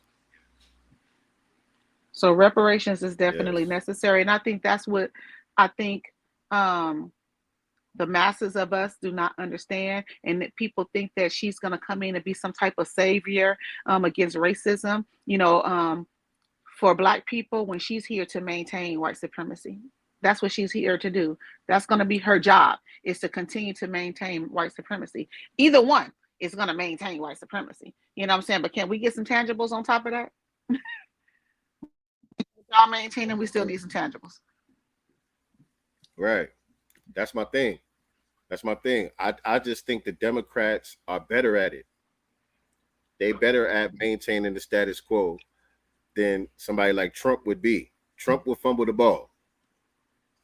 That's why I lean more towards Trump. I feel more comfortable under Trump. We experienced them for 4 years. Right. We had them for 4 years. What happened to us in 4 years? Because remember, we was going to be back enslaved. You know what I'm saying? A war was going to start. All that happened under Biden. As far as the proxy wars go, tangibles given to everybody but foundational Black Americans. You know what I'm saying? So that inflation, that happened under Biden. That didn't happen under Trump. Right. And, you know, let these numbers right here, the one B posted this. Right. Right. You know, the cost of living now compared to when Biden first took office, you know, and they're going to pass the buck about who's to blame and all of this, that, and the third. The bottom line is right now, we look at the overall prices of that it costs to live, it's up 17% compared to when Trump left office. Credit card debt is up 46%. People have to use credit cards to survive for essentials. Yeah. Food costs is up 25%. Home sales are down 26%. Gas prices is up 40%. Real wages are down 2%. Oh, 40%, my bad. You know what I'm saying? Mm-hmm. So, you know, I think this is the devil that we fare better under, to be honest. Right. Since we're talking about the lesser of two evils, right? Right. Because that's another thing, you know, a lot of people like to say, we got to, you know, he's the lesser of two evils. They're still saying that in my family, y'all. Two evils. That is still something that is being repeated. And my whole thing is evil is evil. Is there a better evil? Right. Right. Not one that I'm gonna vote for. Right. Not one that I'm gonna support. No, at all. Not gonna support it now. You know what I'm saying? But I will sit on the couch and let it happen. The thing about it is this too, man, because the solution for the Democrats is very simple. It's easy if the Democrats want to win. They know for that. both of them, actually. Mm-hmm. I mean, I'm saying they could make it a wash. If the Democrat, well, you're right, for both of them for the same reason. Either side. For both of them for the same reason. But specifically with the Democrats, because again, Trump don't need to do that. Trump could win in other ways. Trump could really win in other ways by a landslide. But with the Democrats, they could easily just say, you know, they don't even got to put the entire black agenda on the table. They could offer something that's real and tangible without no trick bag language, being very specific about targeting us as a community with something that is designed to empower us and uplift us or protect us. And they win the election by a landslide easily. By easy breezy. The fact that they with refuse higher to numbers do than that, before. the fact that they refuse to do that really shows the anti-black racism. I agree. And you notice, my a family member of mine, we were having, you know, in the group chat today, and they put up a story in there about the black farmers receiving $2 million. The post that was sent to our family text, it didn't say black farmers and minorities like it really does or whatever. So I had to, you know, do some correcting, and they're like, no, we're talking, it's $2 billion, but it's not specifically to the black farmers who was the ones who was really raising hell, you know what I'm saying, and really being denied and, you know, on the verge of losing their, you know, their farms and stuff like that. And here we are again having to share resources with every other group. We can never get anything on our own. And so I shared that video, of course, of Kamala saying, no, I'm not going to say I'm going to do something that's only going to benefit black people. You know what I'm saying? We always have to share when we're impacted the most, all the time. And remember, the white farmers were actually complaining, and you know what I'm saying, about black farmers getting anything.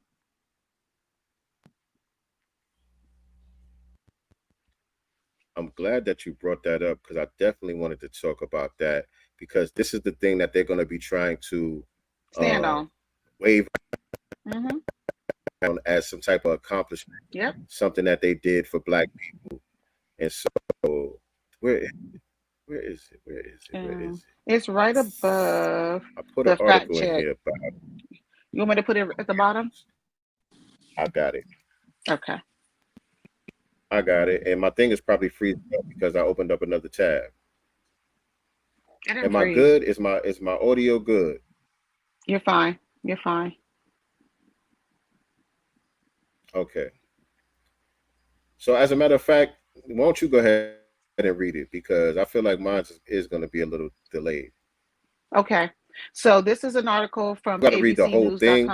You got to read the part where I was saying you don't have to read the whole thing. Just get to the part where the brother actually made his comments about it. I want to hear what he had to say about it. Okay. But go ahead.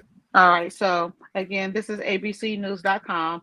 Black and other minority farmers are getting $2 billion from the USDA after years of discrimination.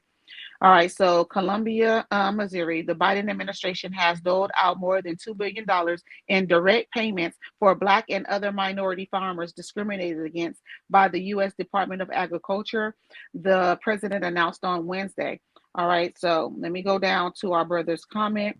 It's like putting a bandage on somebody that needs an open heart surgery, Boyd said. We want, and I want to be very, very clear about that. Boyd is still fighting a federal lawsuit for 120% debt relief for Black farmers that was approved by Congress in 2021. $5 billion for the program was included in the $1.9 trillion COVID-19 stimulus package, but the money never came. White farmers in several states filed lawsuits arguing their exclusion was a violation of their constitutional rights, which prompted judges to halt the program shortly after it passed. So Wardell Carter, who is Black, said no one in his farming family got so much as access to a loan application since Carter's father bought 85 acres in Mississippi land in 1939. Not even a loan. Right. And so I wanted to point that out because like the brother was saying, he was like, this is like putting a Band-Aid on somebody who's hemorrhaging or whatever the term that he used. Oh, nice, he dropped out. Should be back. But Biden even said in his comments in that article that this is not compensation for what was lost. So these black farmers have been fighting to be compensated because they have land that has been confiscated from them due to the disenfranchisement that they have been experiencing for years now, decades now. They've been going through this. So not only did they not have access to the proper funding, not only did they not have access to these loans, not only did they not have access, or were they blocked from getting some of the COVID-19 money, but throughout the years they have lost acres upon acres of land. And so the farmer, he's saying, yeah, this is cool, but we need our land back. You know what I'm saying? We lost so much land, we're not going to be able to recover with this at all. And like she said, the fact that even with the $2 billion, which is not enough to begin with, now they have to share it with other minorities. And so black people went through what they went through. Black people was the ones being disenfranchised and not having access to funding and all of the stuff that they had to go through. But now the compensation got to go to everybody. Right. And you have people celebrating that. Yeah, Biden himself is saying this is not compensation for what was lost, but this is just something we want to do. He's trying to make it seem like, you know, they're not trying to compensate them, but here, we're going to give y'all this to hold y'all down. This is just, you know what I'm saying, from us. I understand what you're going through, so let me throw a little something at you. That's how he trying to paint. Why it take so long? Why did it take so long? And then it's also election season. Right. There we go. Ding, ding, ding, ding.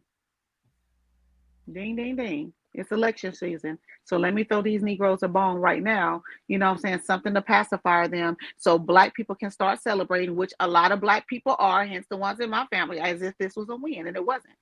Because it could have been done a long time ago. Right. It's And not then a also, win. it's not. And Boyd said he watched his loan application be torn up and thrown in the trash, been called racial epithets, and was told to leave in the middle of a loan meeting so the officers could speak to white farmers. He said, we face blatant, in-your-face, real discrimination.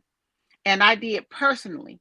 The county person who was making farm loans spat tobacco juice on me during a loan session. So this is what he was dealing with directly from the white folks that's in charge. And here we are supposed to celebrate a win, sharing $2 billion with everybody. And this didn't happen to other minorities, quote unquote. No, they didn't get spat on. Other minorities. Many of these other minorities just got here yesterday. Today, this morning. So yeah, they're gonna try to use that as some type of win and use that to try to gain some type of support. Family, don't be fooled by that. Don't be fooled by that. I thought Bill Gates was buying up farms, paying them not to farm. Yeah, that's another thing. That's another thing. But yeah, man, these are the choices that we. Well, now, what did you guys think about the Caribbean American leaders and celebrities that mobilized for Kamala Harris? You know, that post we have in here with Tatiana Ali, National Call Thursday, August 1st. It was called Caribbean Americans Rally for Harris. Did you guys see that? As they should. As they should. That's their people. That's their people. They actually benefit from some of their policies. Right. So I understand where they're coming from. I understand why they rallying around. I don't understand why we doing it. That's the part that confuses me. And what's so funny, she put, P.S. Happy Emancipation Day to all my Trinis. Today we celebrate our freedom and heritage. But you over here, ma'am, Tatiana, you over here. Yeah, they trying to manufacture every coalition that they can for Kamala. And listen, they, like I said, they breaking the bank to make Oh sure that yeah. she, because just what 6 months ago, 7 months ago, we was on here reporting about her being the worst vice president in history. Mm-hmm. That's what the Mm-hmm. reports were saying half a year ago. Worst vice president in the history. Now all of a sudden, she's the belle of the ball. Right. It does. That's First how of you all, she didn't even make it through Iowa when she was running for president. Remember? Like, so where's right. all this coming from? Like, people are so fake.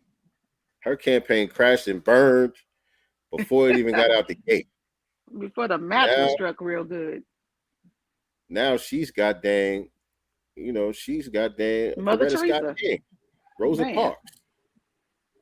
Out here, that's how show you how powerful the media is, though, man. Mm-hmm. And That show you how powerful they're stopping at nothing, to push narratives. Honestly, it's hard to even find something negative about Kamala. You have to really dig and search for it. Because everything is explaining. Mm-hmm. They know what the criticisms are. So now in the top of order search engines is a spin. Right. The top results are the spin on the criticisms. They already know what you're looking for. They ain't gonna give you what you're looking for. They're gonna give you the spin on what you're looking for. Yeah, people are saying she was a horrible VP, but what actually happened was, right. Yeah, people are saying, she was targeting black women for truancy, but the truth is, and what had happened was, right. That's the top 20, 30 results in the search engine. What had happened was. Right. And which some of these women who were impacted by her, who were put in jail, by Kamala due to, those truancy laws that she came up with, have been heavy on the X app, talking about their experience. And one of the women, her child wasn't in school because her daughter suffered from sickle cell. She couldn't be in school. Yeah, I she has remember a her, chronic, she has a chronic disease, you know what I'm saying? So to even target her, because She she got locked couldn't up. be there. Mm-hmm. When she got locked up, they came like with a damn SWAT team, Right. news cameras and everything. They made a big spectacle out of locking her up. Right. Right. That's y'all sister girl, though. Right. And so I put up a post. We're gonna get ready to get out of here in a minute, but I had put up a post with Trump back in 1993, and he was at a hearing where he was competing with the casinos on the reservations, and he was trying to say that the people that he's in competition with are not really Native Americans. They're not really Indians. He said they don't look Indian to me. We need to start getting some blood tests going or something to find out who these people really are. And now, when I seen it, I forgot who had posted it when I first seen it, but they were saying, here goes a clip of Trump being racist back in 1993. Mm-hmm. And so I'm listening to it. I'm like, this don't sound like Trump being racist to me. This sounds like Trump exposing the $5 Indian hustle. He's asking for verification. Okay, if you're saying that these people are entitled to be on these reservations and have these gaming licenses and be tax exempt and all of that, let's make sure they are who they say they are. Let's make sure it's going to the people who are really of that status that's supposed to get it. Right. And he couldn't have been worried about it be black people, because ain't none of those chiefs look like us. Let's be very clear. This is what I was saying, because many people were saying, no, the Indian, the tribes he was talking about are people that look like us. The tribes that he was talking about are the black looking tribes and all of that. And I'm like, the black looking Native Americans, they don't get those gaming licenses. Right. They don't get those gaming licenses. I posted it on my Twitter. Your video, I posted on my X timeline, and you have some people that look like us saying you are misinformed. Like it has gone viral, on my on my X page. Already has 35,000 views, and 191 reposts. But yeah, people are going crazy, and you're wrong. That's not what he meant. He's talking about the black ones. I'm like, y'all got to be crazy. Y'all got to be crazy. You can't make it up. People don't want to hear, anything that is logical. Look, you know. My thing is this. Let's go with that. Let's say the people that he was talking about look like me and you, which I've been looking ever since I've seen people saying that. I've been trying to find which black looking Indians got these gaming licenses, and I can't find it. If y'all can find it, y'all send it to me. I could stand to be corrected. To me, it sounded like he was talking about the $5 Indians, which we know the white people who paid $5 to get on the dolls rolls to get access to those reservations and get those gaming licenses for the casinos and all of that. We know that that's big time all over the country with these Indian reservations, right? That's well known, that's well documented. But if he was talking about black looking Indians out there in Connecticut who got these gaming licenses and that's who he was trying to expose, my thing is this. Okay, if you do a blood test on us, it's going to verify us. Mm-hmm. That's what he was calling for. He's saying, Right. you know, let's do blood tests or whatever because these people don't look Indian. Many of us are native to this land. Right. So yeah, if we do a blood test, we're fine. We're fine. What you scared of? With that? Right. What you scared of? We don't got no problem with that. Let's get it. So that because that would help more of us out. Because many black people have been kept out of the tribes, off of the reservations and all of that, don't have access to any of those benefits. So the testing would actually benefit more black people. Listen. So if that is the case, and I can stand to be corrected that he was talking about black Indians, if I need to be corrected about that, fine. I thought he was talking about the $5 Indians. But if he was talking about some black test. Do the test. Do the test. Well, this person on one of my one of the commenters said Trump was literally talking about the East Coast tribes that look black. Do better research. Right. Thank you. People like what's his name? Is it William Placard? Y'all help me out in the chat. It was people like William Placard who was getting black natives reclassified as Negro to make sure they don't got access to none of those benefits. It was against the law for you to claim to be a Native American if you were black looking.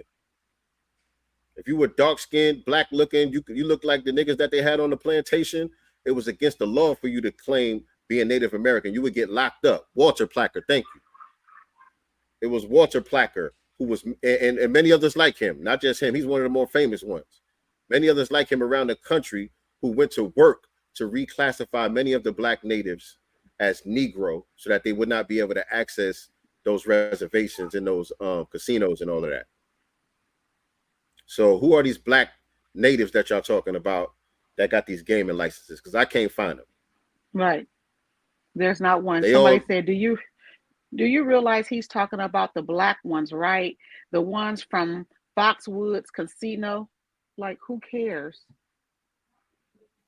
Take the test. It only proves. I looked all that up. I was looking it up. I seen, they all look like Dog the Bounty Hunter to me.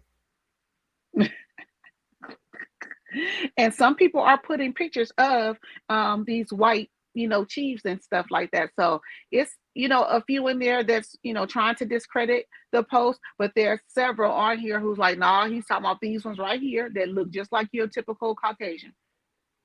Yeah. With some Indian garb on. They look like Dog the Bounty Hunter with a feather on their head. And some of them don't even, they wear suits and shit. They don't even wear the native garb and all of that stuff. They don't even do that no more. They just got on regular suits, just looking like goddamn a regular white dude. Talking about you the chief of the whatever tribe. But like you also said last week, when you put up videos like this or whatever, anyone can edit a video to fit their narrative, right? And to see a bunch of, black people on here, because basically these are people that are Kamala Harris supporters, basically, that are on here trying to discredit it. And the ones that are black that are not supporters of Kamala Harris agrees with your post. So that's how it is. It's like 50-50, as far as the comments are concerned. Who agrees and who doesn't agree. And you can tell the shields. When you go on their pages, you already know who the shields are.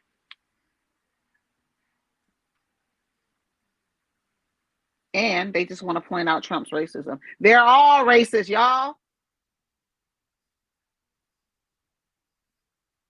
I can't hear you.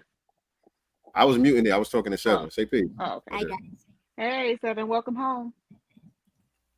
She said, "Welcome home." Yeah. He's like, yeah, school tomorrow. School tomorrow, right? No. Yes, sir. Back to school, Back to kid. normal. Back Yes, to yeah, normal. Seven's in 4th grade now. Big old 4th grader. He's ready. But yeah, go Don't take a you miss shower, your man. friends? She said, don't you miss your friends at school?" Yeah. He's ready. You heard him? No. He said, "Yeah, I miss some of them. The other ones are snitches." Oh. I don't know what he talking about. He don't either. He don't either. Before we go though, can we talk about the Paul Dance, who directed the Heritage Foundation, for the Project 2025? He resigned or stepped down. Yeah, what did I want to say about that? That was important. Yeah, it's in there. That was important. So yeah, y'all know they've been putting this Project 2025 thing on Trump. The boogeyman. That's the new boogeyman. Right. Can you put it at the bottom? Yeah. So I could just grab it real quick, because there was something important in there that I wanted. And so the head of the Heritage Foundation, who are actually the owners of the Project 2025 thing, had to resign the other day. And y'all know Trump has been saying, he basically came out and disavowed Project 2025. He's disassociated himself with it. It's not on his website or anything like that. He has not co-signed Project 25 at all. And he said, some of it he agrees with, but most of it sounds crazy to him. Right. What's up? Why the hell can I find it? All of a sudden, I was just. No, I took clothes out. Just go ahead and get in the shower. Right? But there was something in there. Did you put it in there? What's so weird? I just lost it. I'm going back down to find it. I could just Google it real quick. Heritage Foundation. I'm thinking it's a link. I'll just Google it real quick. It'll come up. All right. So this is in Politico, and this is the exact article that I was reading too. So let me pull it up. Share this tab. Am I good? I got the link open, so let me make sure I'm not frozen. You're good. Right now, you sound good. You sound fine. All right. Let me share this with y'all. Boom. So this is the guy right here. His name is, hold on, head of Heritage Foundation's Project 2025 steps down. His departure does not mean the project is shutting down. What's his name? His name is Paul Dance, who directed the Heritage Foundation's controversial 2025 Presidential Transition Project, or Project 2025, is stepping down from his role in August, according to an internal email to staff. Dan's departure does not mean the project, which has been repeatedly criticized by Democrats as well as Donald Trump, is shutting down. The work Project 2025, which includes policy and personnel prescriptions for a Republican administration, will continue, according to a person familiar with the project who was granted anonymity to discuss the matter. However, the person said that the goal of Project 2025 was always to have their work done by the time the Republican National Convention, which ended mid-July, by the time of the Republican National Convention, which ended in July. Friends and patriots, to everything there is a season. We completed what we set out to do, which was to create a unified conservative vision, bringing together over 110 leading organizations united behind the cause of destructing the administrative state, Dan's wrote in an email that was shared with Politico. This tool was built for any administration dedicated to conservative ideals to utilize. The work of the project was due to wrap with the nominating conventions of the political parties. Our work is presently winding down, and I planned later in August to leave Heritage to leave heritage. Electoral season is upon us, and I want to direct all my efforts to winning bigly, Dans wrote. I wanted to read the part in here about Trump. It says, Trump, I think this is a quote from Trump here. I have not seen it. I have no idea who is in charge of it. And unlike our very well received Republican platform, had nothing to do with it, Trump wrote in Truth Social post back in July. Trump advisors within the Trump campaign viewed the Project 2025 as a distraction, and they did not like that it was portrayed as the game plan for the Trump White House. A joint statement, the Trump campaign's top advisors, Susie Wiles and Chris, whatever his last name is, wrote, President Trump's campaign has been very clear for over a year that Project 2025 had nothing to do with the campaign, did not speak for the campaign, and should not be associated with the campaign or the president in any way. And doesn't he have his agenda 47 or something like that already, which is something that he is standing on, not this? So why are they constantly shoving Project 2025 in everybody's face? He said it ain't his. Why not just criticize the Agenda project 47? On his, Agenda 47. Why not just criticize that? That's on his website. That's what he's standing on. And there is some problematic things in there that they could pounce on. Right. You know what I'm saying? So this whole boogeyman thing, but it's working. That's the reason why they're doing it. Yeah. Because it's working. You know how many times, anytime I post anything about Kamala Harris, that's all in the comment section. But Project 2025, right? Forget about all that. They don't dispute what I'm posting. They don't say I'm spreading misinformation or I'm lying or this ain't true. They just say, yeah, that might be true, but Project 2025 though. Right. So it's working. That's why they're doing it. And you know what? I'm upset a little bit, just a little bit, because I don't feel like these people really know. You know what I'm saying? Not that they don't know, but they're just older. You know what I'm saying? And so, you know, they're being led by their attorney, Mr. Attorney DeMario, to support and back Kamala Harris. Y'all didn't get nothing. First of all, the Biden-Harris administration is still alive. Well. Real quick, I'm sorry. Go ahead. I just wanted to read this last quote. Oh, sorry. From Trump's advisors, and then definitely talk about that. But also in this political article, there's a quote from Trump's top advisors, Susie Wiles and Chris Lascivita, whatever the last name is. It says, reports of Project 2025's demise would be greatly welcomed and should serve as a notice to anyone or any group trying to misrepresent their influence with President Trump and his campaign. It will not end well for you, Wiles and Lascivita wrote. So, period. So, fam, that Project 2025 thing, that's not Trump's thing. Sorry. Agenda 47, I think it's 300 pages. Go over there, because Project 2025, isn't it 900 pages? Yeah, it's a whole damn. And they know that if you say, you know, read Project 2025 and it's 900 pages, people aren't going to do that. But if you go to Agenda 47 and it's only 300 pages, you may not read all 300, but you may get through a good portion of it. You know what I'm saying? You're not going to spend, you know, so much time on 900 pages. Like, and the only thing they're doing is picking out parts that they feel like supports their, you know, narrative. But nobody wants to talk about, you know, the protections that Obama gave to police officers. We ain't going to talk about that. We're just going to talk about Trump wanting to give them immunity that they already have.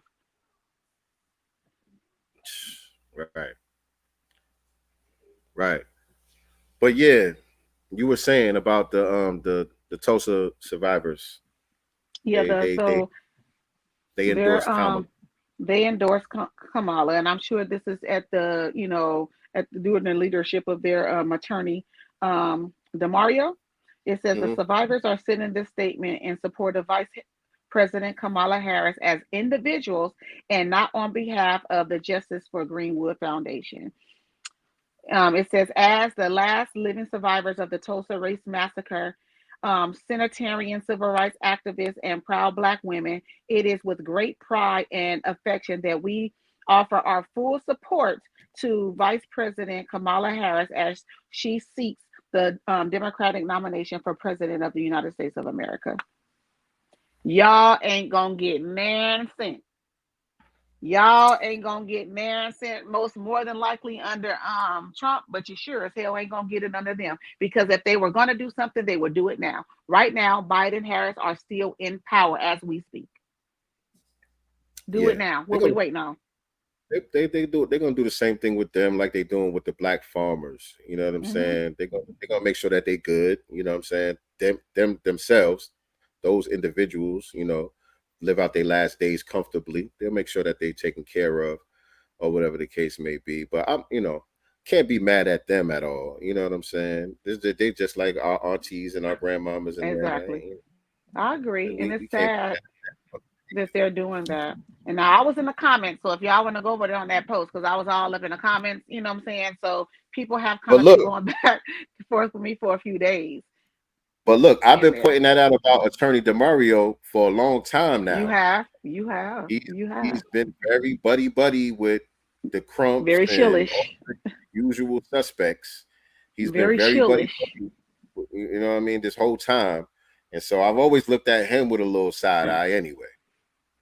You did. You pointed it out to me. And one of them, I want to read one of the comments that I got from one person. She said, remember, the Central Park Five, Trump will lock us up for being innocent and Black, ruin those young boys' lives. I'm sorry. He put out ads calling for them to be arrested and, you know, the death penalty and all that stuff. But he was not the prosecutor. He was not the police officer. He was a suspected white supremacist citizen that called for the arrest, you know, of young Black males that allegedly raped someone.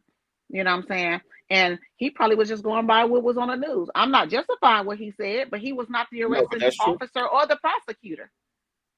That's true. He didn't know that they were innocent. Right. The prosecution, they see all the evidence. They know that they prosecuted an innocent person. Yes. You know what I'm saying? When Kamala Harris was withholding physical evidence and what is it called? Not genetic, whatever the word is, forensic evidence and all of that. Could have got the brother off of death row and all of that. She knew what she's doing as a prosecutor. You know what I'm saying? Like you said, Trump could have just been swayed by the propaganda that was being pushed. You know, he already got a white supremacist mindset. It ain't that hard for him to believe that 5 niggas jumped on a white woman at Central Park. Yeah, he believed that. And he used his resources to try to get them prosecuted because he actually believed that they did what they was being accused of. You know what I'm saying? But that's not a comparison to when you talk about her record as a prosecutor and all of that, keeping people in jail longer than they sentence so that they can go put out the forest fires and all of that. She had to be damn near held in contempt to get on board with what the judge was saying must be done, and because the jails were overcrowded and all that. Right. She had to be held in contempt to do the right thing. That's not the same thing. That's not the same thing at all. And the other thing is that people always say in the comments is Trump is going to give immunity to the police. But y'all can't tell me none of the police that have been prosecuted by the Democrats. Not one time. By the Democratic DOJs. Nope. Who did they charge? Out of all the high-profile extrajudicial police killings that we've seen take place, tell me the ones that they tried to prosecute. Then I could be like, okay, well, you got that one, but not now. So they already have immunity. Is the point? They already got it. You scared of something that might happen that's already happening. Right. It's already happening. Wake up. None of them have been prosecuted on a federal level. So remember that on school days. Wake up. And you got it on backwards. Take it off. Did you brush your teeth? All right, take the shirt off, come back and brush your teeth. But all right, y'all, we gotta get out of here, man. Been chopping it up with y'all for a good minute on this Sunday. Appreciate y'all tapping in with us as always. We got somebody on Wednesday? No, not this Wednesday, but next Wednesday we do have a special guest coming on. Not this Wednesday because I actually will not be in town. Y'all, I'm leaving out of town actually Wednesday night. I will be celebrating with my family in Vegas. It's my cousin's birthday. Well, his birthday passed. Or is it coming up? I think his birthday is on the 7th. Anyway, I'm flying out to Vegas on the 7th, and we're going out to Vegas. We're going to the lake. We're renting a boat. We're gonna do that. We're gonna be getting a cabana at the Aria to celebrate on Friday. And then on Saturday, we're going to be going to my aunt's house to have a party. So I have a lot of festivities from Thursday till I come back on Sunday. So yeah, I'll be flying out, Wednesday, turning up with the fam bam. We got some celebrating, dancing, drinking, and partying to do. Letting our hair down. I'm excited. We ain't getting no damn invite, y'all. Shit. She sound like We are going out to hang. Yeah, just about my whole family is gonna be there. Yeah, that's what's up. Yeah. We're gonna go have some fun. Cool in the game. Don't forget 7 the Super Heru though, y'all. 7 Big Move, Volume 1, godcastenterprises.com. And as you guys know, Volume 2, 7's Big Chop, I think we're finished. Just about, y'all. We got literally one more illustration that needed to be fixed. That we should have that by Friday, I believe. And everything is done, like done, and we can go to print. So Volume 2 will definitely be out sooner than you guys think. Thank you guys who have pre-ordered the book. Thank you so much for your patience. I know it's been a long time coming, but we just wanted everything to be perfect. Doing the first book, you start noticing little imperfections or things that you wanted to change, after the fact. So we want to make sure, the second one is, definitely perfect to our liking. And those books that are coming after. So again, thank you guys who pre-ordered for your patience with us. And to those that have not ordered the book, get it now. www.godcastbooks.com. Yes, indeed. And so that does it for today's episode of Sincere Love the Godcast. Appreciate y'all tuning in with us as always. Never forget, family, we are not the master teachers. We are only the master students and signal boosters for the voices of the new Black media. Out of here. Peace and Black love. Yeah, like that. Let's see what's in the God's mind. Listen.